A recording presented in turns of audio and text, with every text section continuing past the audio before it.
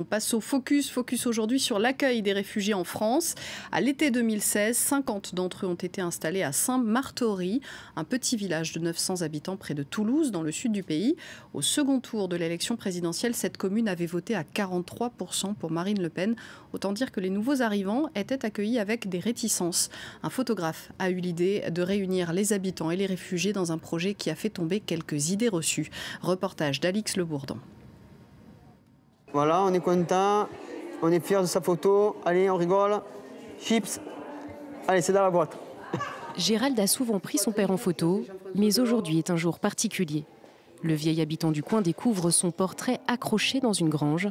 À ses côtés, d'autres Saint-Martoriens qu'il connaît bien, mais aussi Mahmoud, Mahamat, Adnan, des migrants arrivés dans la région depuis plus d'1 an.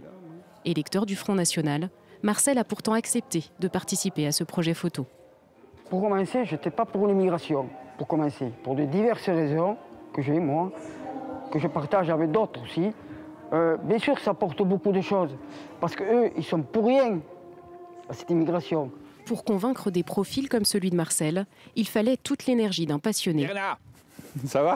Ça va, Patrick? Ouais, ça va. Patrick Willock a imaginé des mises en scène. Elvira, ça va? Tu as vu? Oui, félicitations. Tu as vu comment tu es belle? Habitants et migrants y jouent leur propre rôle. Du jour au lendemain, dans un petit village à Saint-Martory, 900 habitants, il y a eu 50 migrants qui ont débarqué. Ça fait 6% de la population. C'est comme du jour au lendemain s'il y avait 150 000 migrants qui débarquaient à Paris intramuros. Ça a été un cataclysme. Ils ont eu très peur.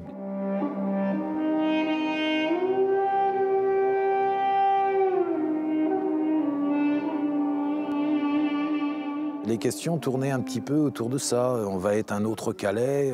J'ai pas peur de dire que si ça ne nous avait pas été imposé, s'il avait fallu voter, je pense qu'on est 15 au conseil municipal, il y avait 14 voix qui se levaient contre, sans doute, quoi. La majorité, on aurait dit non. Chez les autres, d'accord. Chez nous, non.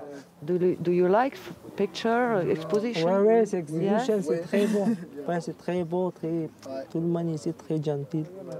Malgré la barrière de la langue, des amitiés sont nées. Adnan s'est vite adapté à la vie rurale, bien loin de son Pakistan natal et de Mingora, une ville de près de 300 000 habitants. Avant d'arriver, j'étais un peu triste. Je me demandais à quoi ma vie allait ressembler ici. Tu passes ta vie en ville, avec plein de bruit, de gens, le métro, etc. Puis soudain, tu dois déménager. C'est très étrange.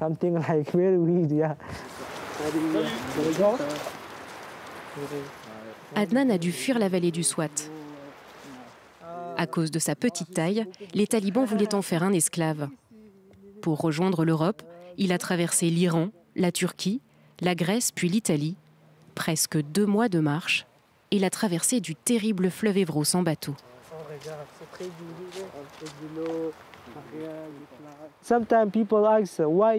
Parfois, les gens me demandent pourquoi je suis là. Et je leur réponds, qui veut quitter son pays? Qui veut quitter sa mère, son père? Tout le monde aime son pays. Moi, j'aime ma mère, j'aime mon père, j'aime ma famille. Mais c'est la situation qui m'a amené ici. Une situation qui n'émeut pas Bibiche. C'est moi. Patronne. Dans son café centenaire, la patronne ne digère toujours pas l'arrivée des migrants. Le spécimen de Saint-Martory. Elle fait partie des 43% des habitants du village qui ont voté pour Marine Le Pen au second tour de l'élection présidentielle. S'ils pouvaient y retourner chez eux, ça serait bien. Mais comme il y a la guerre, c'est pas possible. Donc, qu'est-ce qu'ils vont faire après, là? Ça fait déjà 1 an et demi qu'ils sont là. Ils n'ont pas de boulot. Ils ne sont pas encore en papier régulier. Une fois qu'ils auront leur papier, ils vont aller où? À Pôle emploi. Il y en a déjà plein. Le projet photo avec les migrants n'a pas changé son opinion, au contraire de Gérald. Ce fidèle électeur d'extrême droite depuis sa majorité a complètement retourné sa veste en 2017. Depuis sa participation au projet photo, il se rend régulièrement au centre d'accueil de Saint-Martory. Aujourd'hui, il va apprendre quelques accords à Adnan. Il faut être un peu cohérent. Si on fait un projet comme ça, là, et qu'on vote à l'inverse, on se marre à soi-même. Mais c'est ça. J'aimerais que les électeurs, s'ils veulent voter Marine, c'est très bien. Qu'ils votent Marine. Mais quand ils vont mettre un bulletin marine, quelles conséquences? Quelle France qu'ils veulent vraiment? Parce que rejeter l'autre, allez, pourquoi pas? Allez, on jette l'autre. Mais la misère, ça peut être dans 10 ans pour nous, ou dans 20 ans. On peut avoir très bien une guerre.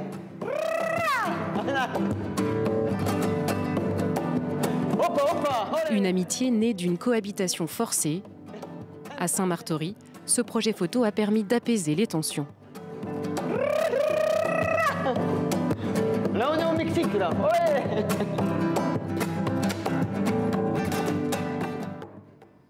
Et nous continuons à parler de cet accueil des réfugiés avec quelqu'un dont c'est le métier, Guillaume Capel, fondateur de Singa. Merci d'être avec nous. Bonjour. Alors Singa, c'est une association qui œuvre pour l'insertion sociale et professionnelle des réfugiés. On va commencer par répondre à cette question que se pose cette patronne de bar dans le reportage. Est-ce que les réfugiés font réellement grossir le nombre de chômeurs dans le pays qui les accueille? Alors c'est une réponse qui est complexe parce que on voit qu'aujourd'hui, l'accès au capital économique de nos sociétés, il est très bloqué. Donc on a des gens qui arrivent avec des expériences et des compétences phénoménales et qui ont du mal à les révéler. Donc en ce sens, oui, il y a des gens qui vont être en recherche d'emploi, en particulier lorsqu'on est dans la demande d'asile. Aujourd'hui, on n'a pas le droit au travail, en tout cas avant un certain nombre de mois. Et donc évidemment, il y a des gens qui sont dans cette attente et qui ne peuvent pas travailler, etc. Pour être un peu concret, c'est-à-dire des gens, par exemple, qui sont médecins et qui ne peuvent pas pratiquer la médecine en France. Alors vous avez les équivalences de diplômes qui font qu'un certain nombre de personnes, oui, peuvent pas exercer leur métier, mais vous avez aussi plein de gens qui arrivent avec des compétences qui sont pas encore reconnues en France, des gens qui vont en fait aussi pas avoir de formation alors que on a plein de métiers en tension en France et qui pourraient en bénéficier au même titre d'ailleurs que les Français. Après, on se rend compte qu'il y a énormément de réfugiés qui travaillent en France et qui payent leurs impôts, qui apportent aussi, qui travaillent dans des jobs similaires aux Français, mais qui travaillent aussi dans des jobs qui sont nouveaux.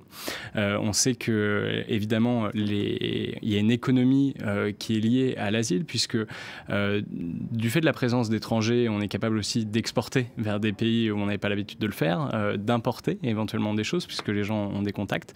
On est capable aussi de créer une économie de fusion, c'est-à-dire lorsque vous mélangez des cuisines, vous mélangez des styles musicaux, des modes, etc., vous créez des choses qui sont uniques.